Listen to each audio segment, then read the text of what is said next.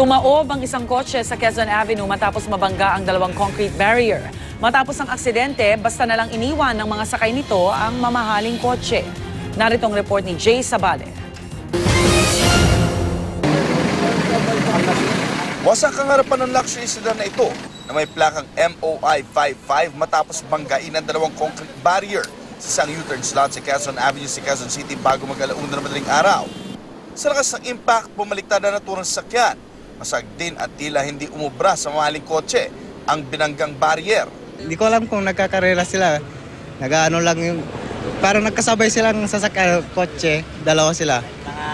Biglang sumalpok yung isa.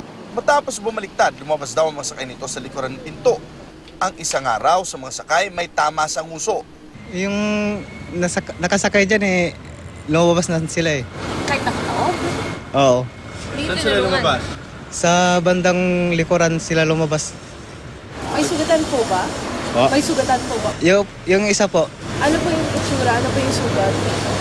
Dito sa bandang bunganga yung sugat Patuloy ang investigasyon ng mga otoridad, pero hindi lang daw kung ano ang dahilan ng aksidente.